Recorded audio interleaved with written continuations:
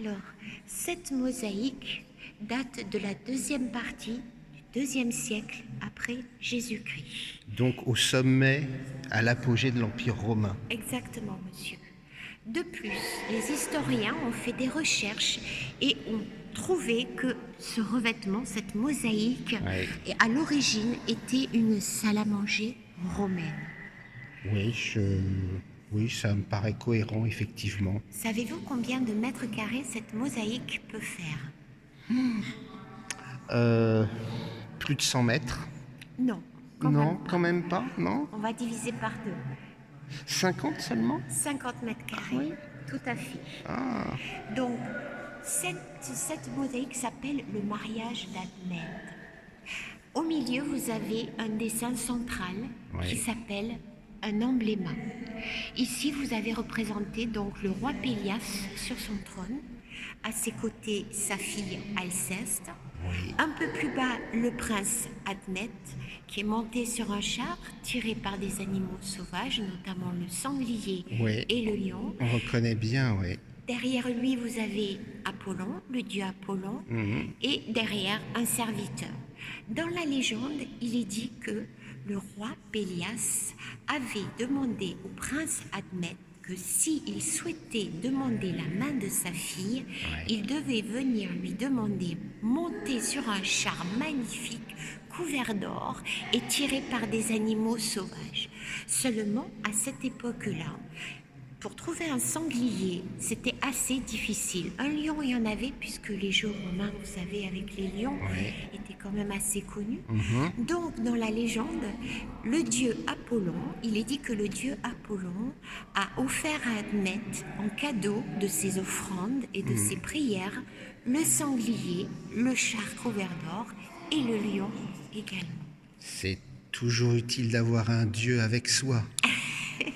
Moi, je pense que c'est le dieu Hermès, le dieu des voyageurs, qui m'assiste dans mes entreprises, dans mes entreprises de voyage, parce que c'est toujours une aventure d'effectuer un voyage dans un pays qu'on ne connaît pas. Hein. Je dis deux fois à Rome, une fois à Naples et une fois à Taïwan. Waouh! Eh oui. C'est magnifique, de très beaux voyages vous avez fait, c'est superbe. Alors, cet embléma est entouré de 15... Oui, embléma. C'est, d'où notre mot emblématique. Tout à fait. Donc cet embléma, cette scène centrale est entourée de 15 carrés. Oui. Donc comme vous le pouvez voir. Et dans chaque carré, il y a un point commun. Pourriez-vous me dire, avez-vous une idée de ce point commun qui se trouve... Un point commun? Oui, dans chaque carré. Ah, ça, il faut avoir fait des études en histoire de l'art. Je vois qu'il y a des motifs géométriques. Oui. Je vois une croix qui aujourd'hui fait beaucoup débat, mais ici, dans ce contexte, elle a un sens religieux. C'est même plutôt une religion qui vient de l'Inde, hein, la croix svatika. C'est d'ailleurs... C'est pas la swastika qui est ici représentée, ah non? monsieur. Non. Alors, je vais vous dire pourquoi. La différence, c'est que la swastika a les branches tournées vers l'intérieur, celle-ci a les branches tournées vers l'extérieur. Ce qui signifie, on arrive donc au dénominateur commun, ce qui est donc le point commun. En fait, dans chaque carré, le point commun, c'est le cercle.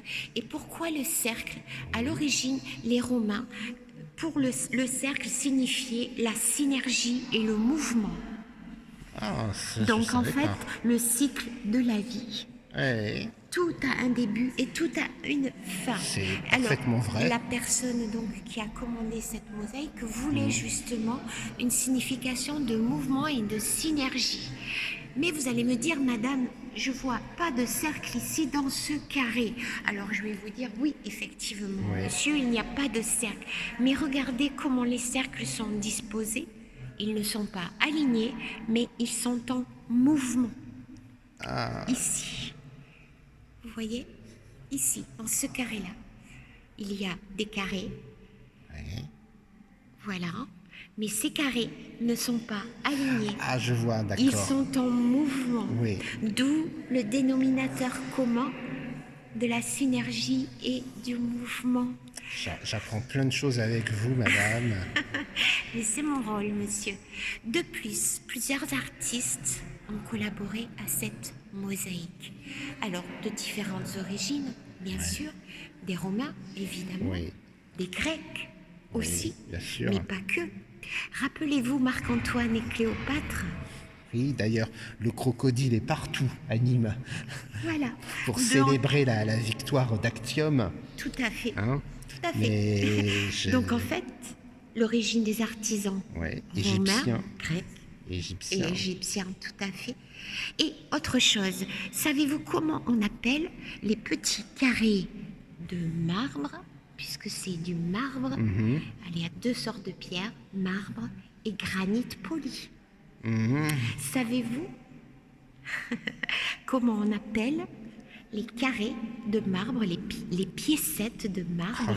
Je l'ignore. Alors, ça s'appelle des tesselles. T-E-2-S-E-L. Ah, j'ai jamais entendu ce nom auparavant. Voilà, eh ben je vous l'apprends. Des tesselles. Des tesselles, voilà.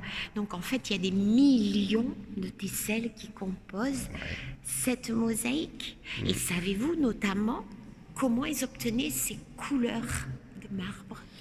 C'est de la pigmentation. Alors, il y a différentes sortes de marbre. Il y a du marbre blanc, du marbre noir, du marbre rouge. Mais les tons de doré, les tons de couleur bleue, comme ça, c'est quand même assez rare. Donc, ils avaient une technique à l'époque, c'est un peu spécial. Sur la tesselle, ils ajoutaient une petite pellicule de verre à laquelle, à l'intérieur, ils injectaient du pigment de couleur. Ah, c'est très élaboré. Voilà, donc ça donnait toute cette variété de couleurs. Maintenant, imaginons comment étaient disposés les sofas. Rappelez-vous, les Romains mangeaient couchés. Semi-couchés. Oui, semi-couchés, oui. Oui, ils n'étaient pas allongés sur le dos, oui, bien sûr. Voilà, ils étaient semi-couchés et ils mangeaient sur des sofas. Donc, en fait... Dont nom est resté sofa. Toujours un sofa, oui.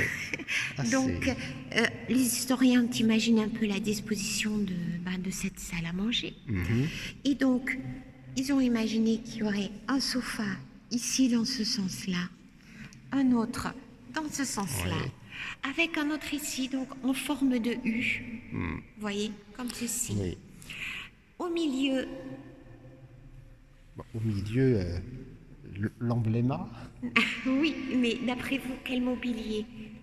Alors, moi, si j'étais le propriétaire, je laisserais aucun meuble sur l'embléma. Malheureusement, il y avait un meuble. Pour que tout le monde puisse le voir. Et oui, mais une salle à manger, normalement, quand les sofas sont disposés en U, au milieu, il y a toujours quelque chose. Une table avec des mets et les serviteurs apportent les mets au... Tout à fait. Maintenant, venez avec moi, je vais vous montrer autre chose. Oui. Donc vous voyez, les thèmes de la nourriture, on passe par ici, mais les thèmes de la nourriture se retrouvent. Ici, vous avez un épi de... Oui, de maïs. Ah non, monsieur. Bien que ça vienne d'Amérique du Sud. Non, monsieur. C'est un épi de blé. De blé, oui. D'accord. Ici, vous avez... Là, c'est un poisson. Parfait, donc ça représente la nourriture. Nous continuons. Oui. Ici, vous avez... Alors là... Alors en fait, c'est un artichaut de l'époque. Ah oui. Et oui. Il faut le savoir. Il faut le savoir. Un artichaut de l'époque, oui. Voilà, ça a un peu des similitudes avec le cône et les feuilles qui l'entourent un petit peu. Et alors là, vous avez la frise. Dans la frise... Avec des animaux sauvages, on connaît un lion, on connaît... ici, c'est tacheté, c'est un guépard ou une panthère. C'est ça, monsieur, exactement. Mais chaque animal est en action. Qu'est-ce qu'ils font? Alors, ils sont en action, là. Le guépard, il est plutôt couché, je trouve. Alors, qu'est-ce qu'il s'apprête à faire? Ah, mais il y a un serpent. Et oui, tout à fait. Ah ben, il s'apprête à à se défendre contre le serpent. Peut-être le manger. Ouais, c'est pas un mets de choix, je trouve. Mais quelquefois... s'il n'y a rien d'autre à manger... oui. En fait, ici, vous avez la représentation de la chasse. Qui dit chasse, dit gibier. Oui. Vous êtes d'accord avec moi? Bien sûr. Donc vous avez les oiseaux qui représentent ici la volaille. D'accord. Tout ce qui est gibier. Alors, on va continuer un petit peu la disposition. Vous vous souvenez, Oui, je vous avais bien dit sûr. la table centrale, les sofas en forme de U. Est-ce que vous notez quelque chose sur ce carré-là, près de l'inscription? Vous voyez, il y a des traces noires. Est-ce que vous voyez sur ce carré, au fond, des traces noires? Oui, bien sûr. Alors, Oui, c'est d'après comme des flèches, en fait. Oui, mais en fait, ces traces noires représentent quelque chose. Est-ce que vous pouvez me dire, vous avez peut-être une idée sur ce que ça Alors, peut c'est être? c'est amusant, mais ça fait penser au jeu des petits chevaux. D'accord, c'est Enfin, amusant. D'accord. ça évoque une table de jeu, en tout cas.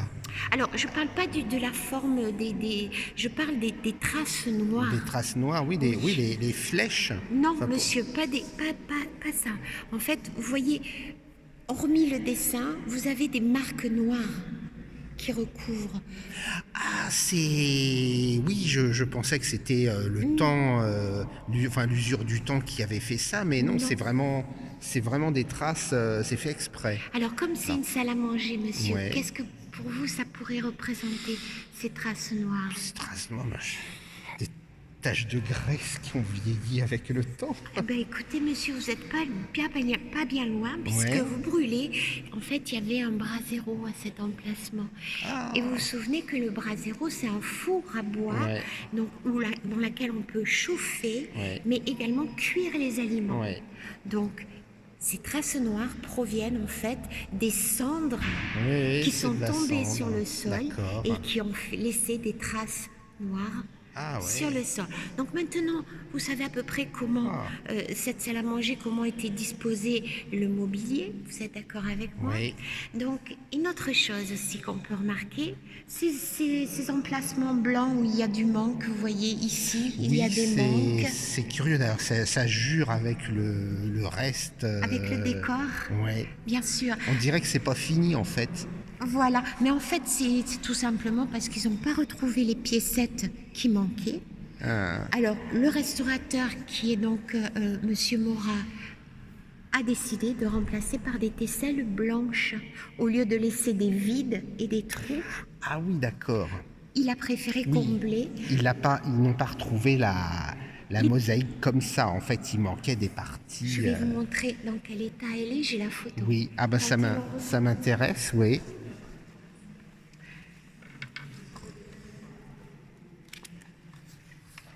Voici. Alors, venez avec moi.